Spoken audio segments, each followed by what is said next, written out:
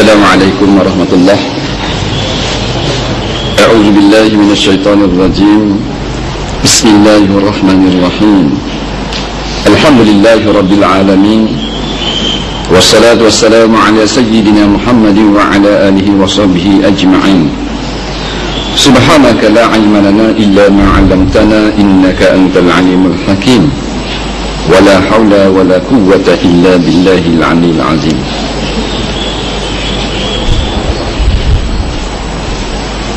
Muka surat berapa?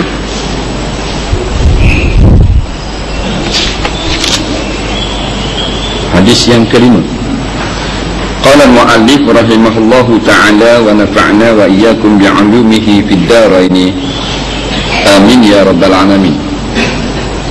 Kita masuk hadis yang kelima daripada 40 hadis tanda-tanda dekatnya berlaku kiamat.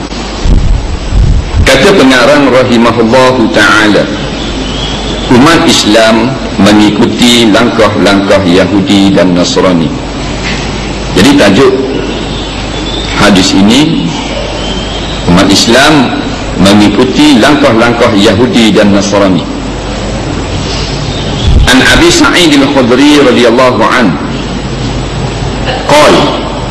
qala Rasulullah sallallahu alaihi wasallam, لَتَتَّبِعُنَّ سُنَنَ الَّذِينَ مِنْ قَبْلِكُمْ شِبْرًا بِشِبْرٍ وَزِرَاعًا بِزِرَاعٍ حَتَّى لَوْ دَخَلُوا فِي جُحْرِ ضَبٍّ لَاتَّبَعْتُمُوهُمْ قُلْنَا يَا رَسُولَ اللَّهِ الْيَهُودُ وَالنَّصَارَى قَالَ فَمَنْ رواه مسلم.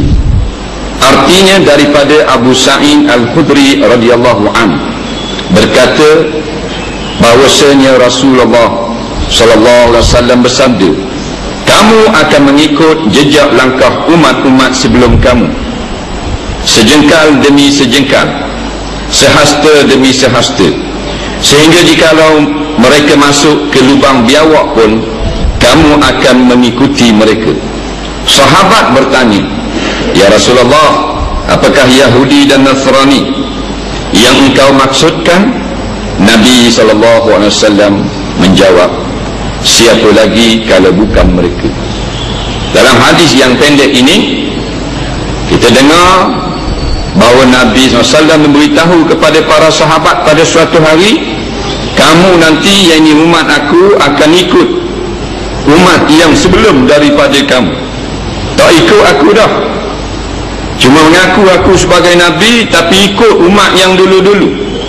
Hatta kalau orang yang diikut dia masuk dalam lubang biawak, maknanya kalau buat perkara yang sangat pelik sekalipun, mereka akan turut buat juga.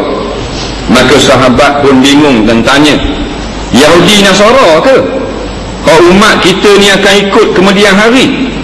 Nabi SAW kata, siapa lagi kalau tidak Yahudi dan Nasara? Kita lihat keterangan hadis.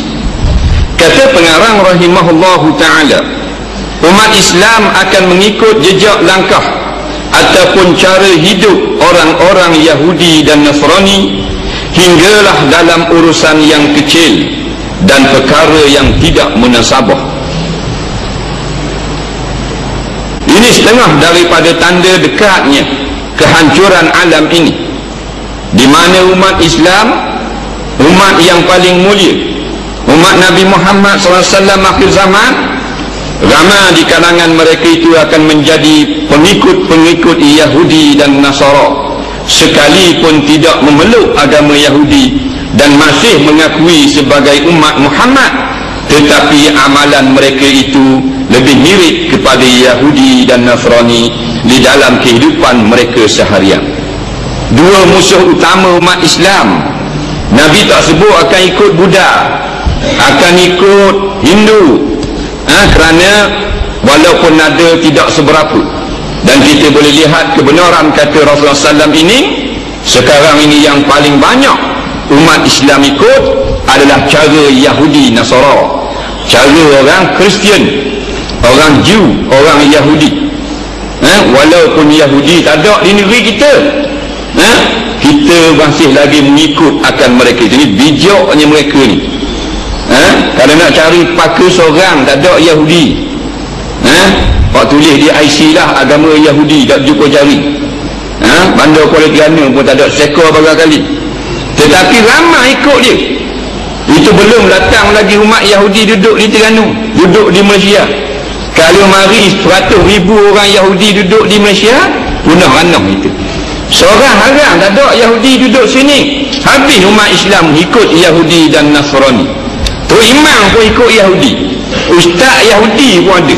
Yang ini dia tu mengaku Islam, tetapi cara hidup adalah macam orang Yahudi. Pada tutur cakap mereka itu macam orang Yahudi, macam orang Nasara.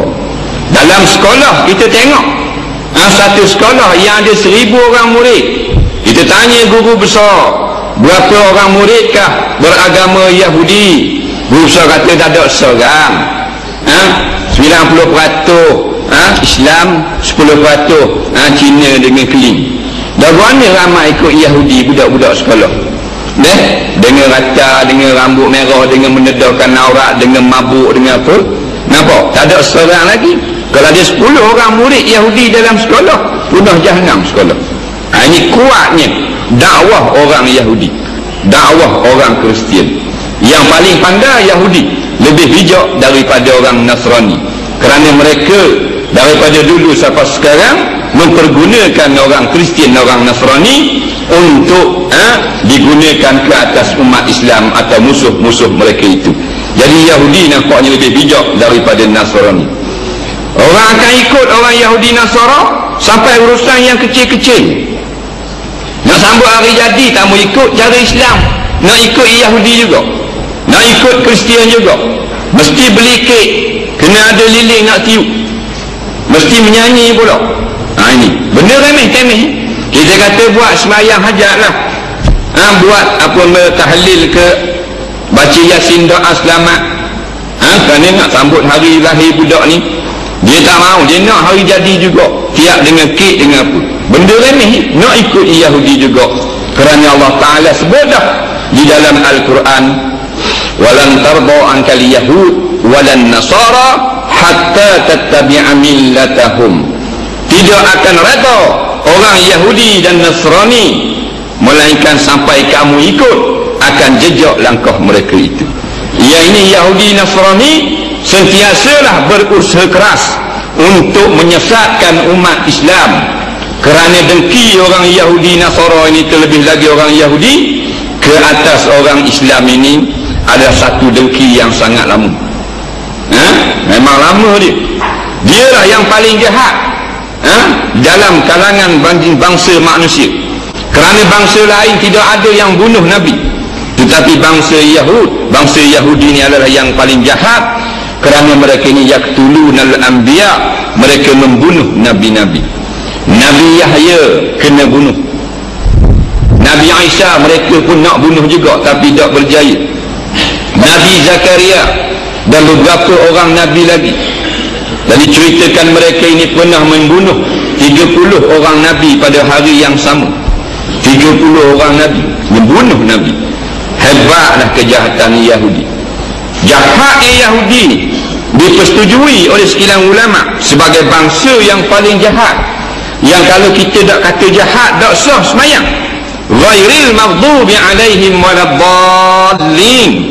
Kita mesti baca